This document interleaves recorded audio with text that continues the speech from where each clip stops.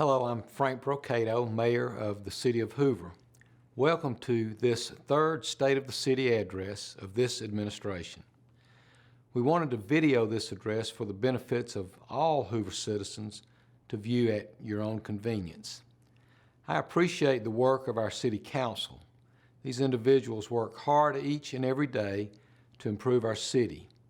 I'm grateful also for our dedicated city employees who work 24 hours a day, 365 days a year, to make sure we as citizens can enjoy this wonderful quality of life we have in Hoover, Alabama. We all know Hoover is a fantastic place to do business, raise a family, and educate our children. We as a city are proud to say Hoover is an extremely diverse city. If you want to live in a city where people from all nationalities work, live, and play together as a community, come to Hoover, Alabama.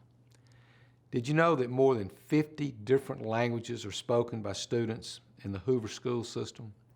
We are more diverse than the U.S. national average, and I feel like that's one of our greatest strengths.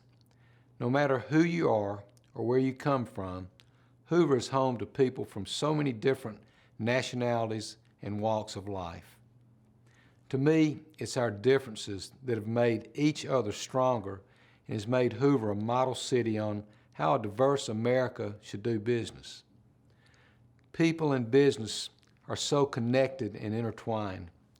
That's the focus of my third state of the city. When I came into office 2 years ago, I walked in the footsteps of 9 great mayors before me who one by one had grown the city of Hoover from a small suburban development into Alabama's 6th largest city. Hoover today is an economic powerhouse with a vibrant business and professional base, a superb school system, and a public safety system that is among the best in the country. Our parks and our library both contribute to the outstanding quality of life in Hoover.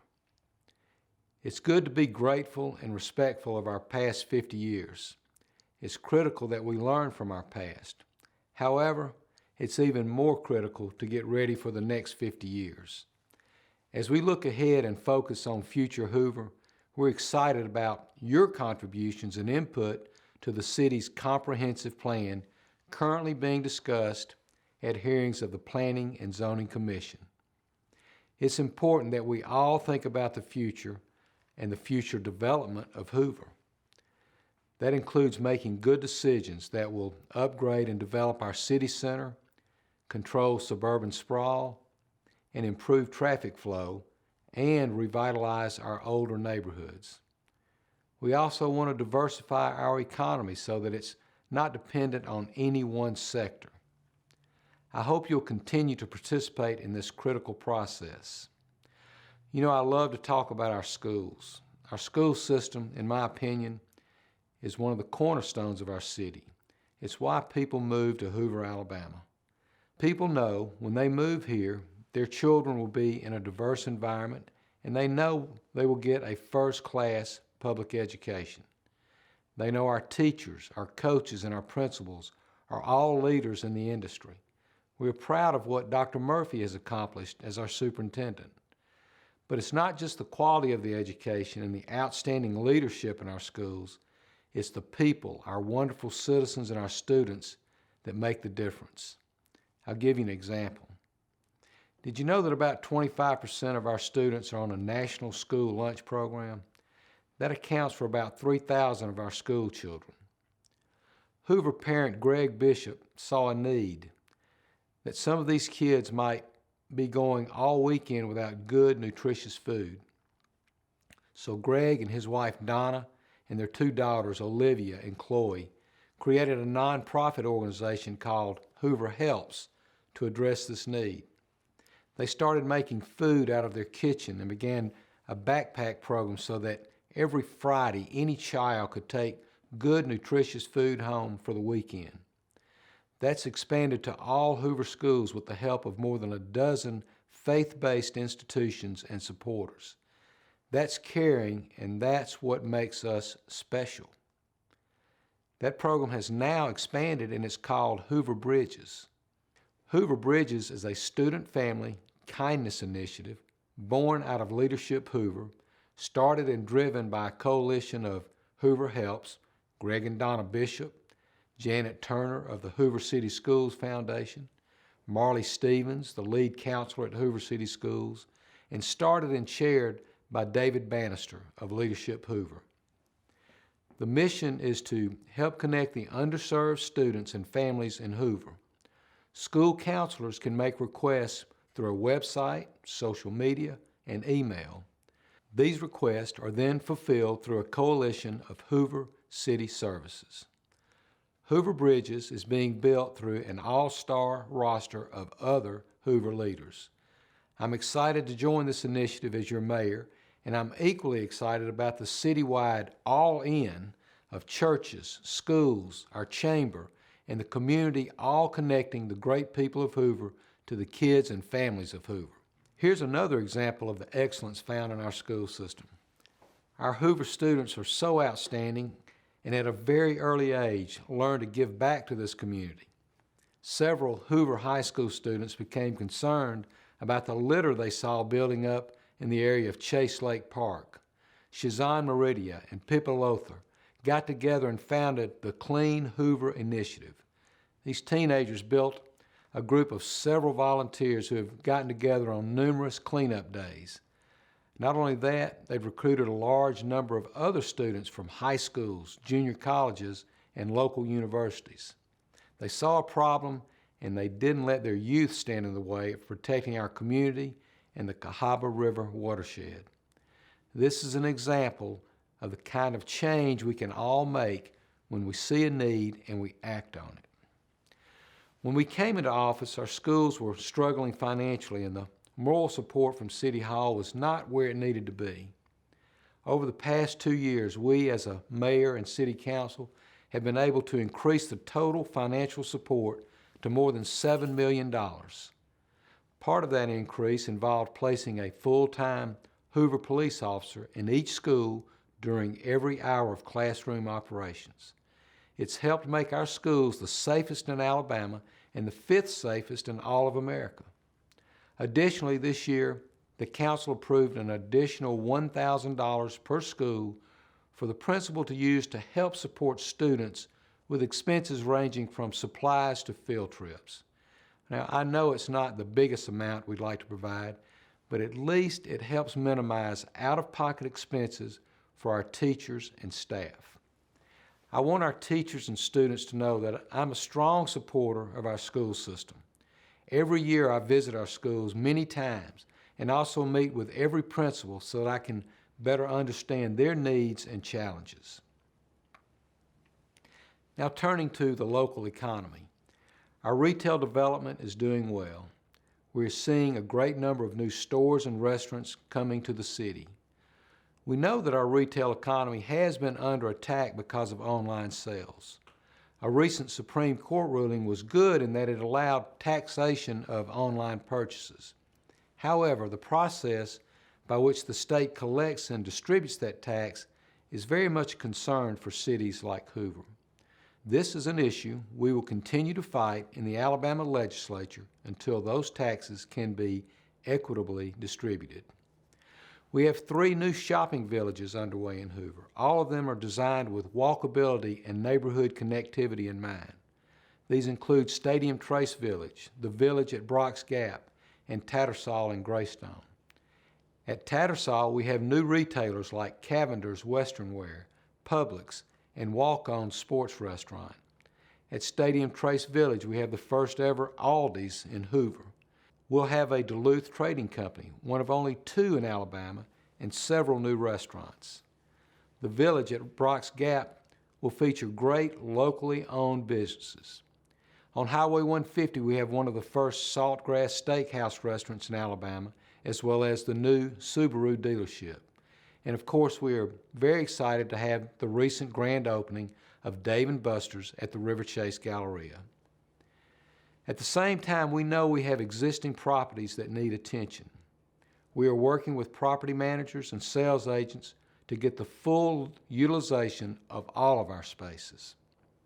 We continue to focus on economic development in our city.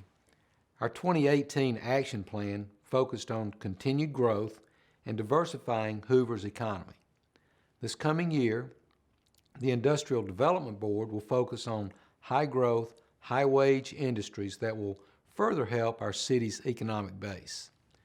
We're also working in a more meaningful way with the Hoover Chamber of Commerce to support our economic development initiatives.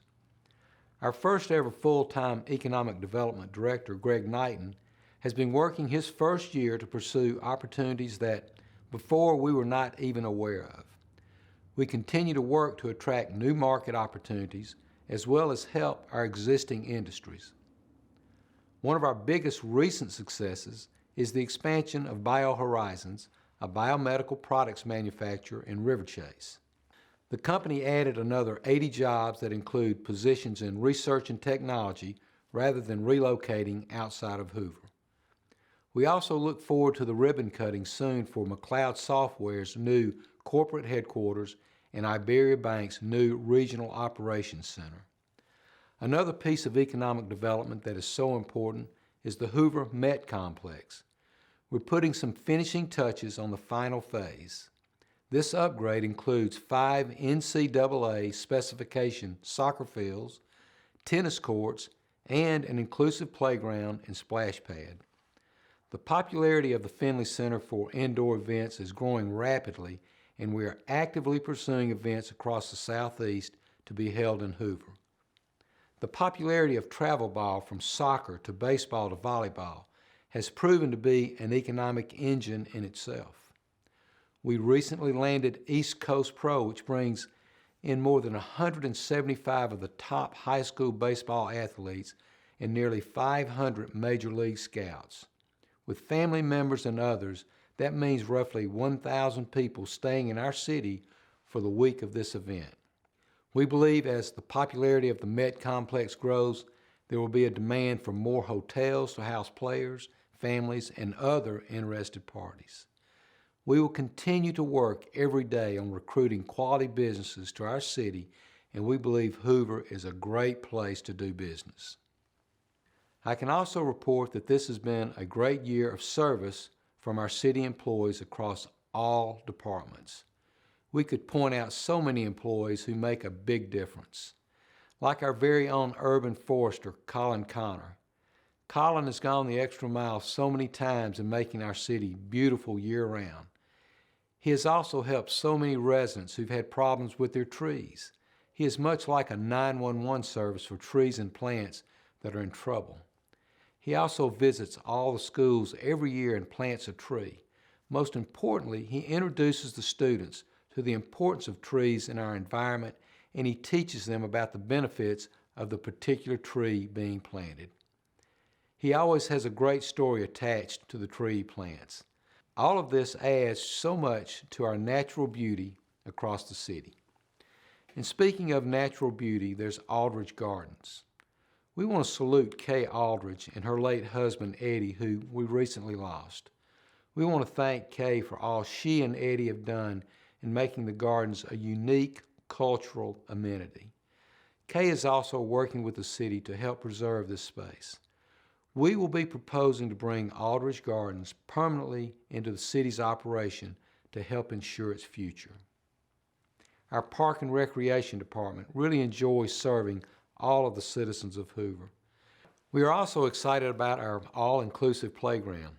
This is a $2 million project that is a tremendous public and private partnership. This playground will be the first of its kind in Alabama, and we aren't aware of anything like it in the Southeast.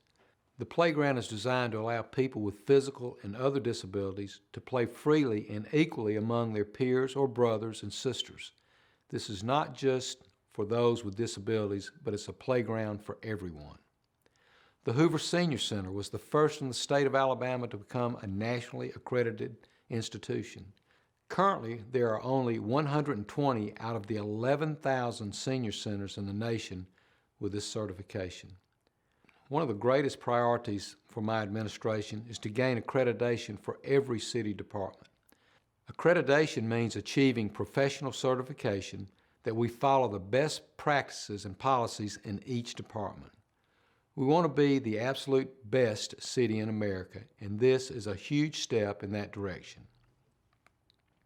We've also implemented a new salary schedule that will ensure competitive pay and benefits and restore Hoover's status as the employer of choice.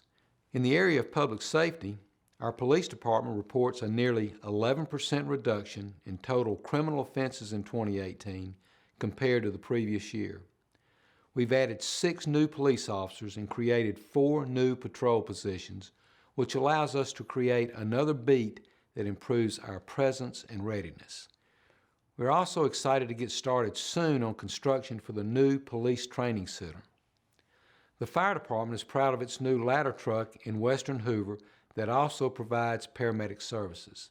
I'm thankful we were able to work with the City Council to secure 8 new firefighters to staff that vehicle. This will significantly improve response times to emergencies in the fastest growing part of our city. We're also working with the Hoover City Schools to start a firefighter training program. When high school students complete this program, they will be on their way to being qualified as a firefighter. Our technology department is more than halfway through a multi-million-dollar upgrade to keep our city's information system safe from malware and other online criminal activity, while also improving communication capabilities between all departments. For many years, our municipal court has been an innovator in alternative sentencing. They have a flourishing court referral program that allows those with certain drug infractions to enter treatment instead of serving jail time. This has been very successful, and we look forward to expanding it. Our courts are also implementing new ways to address defendants with mental illness. In closing, from the beginning of my administration, we've also made it our priority to increase diversity in our hiring practices, vendor selection, and civic life in general.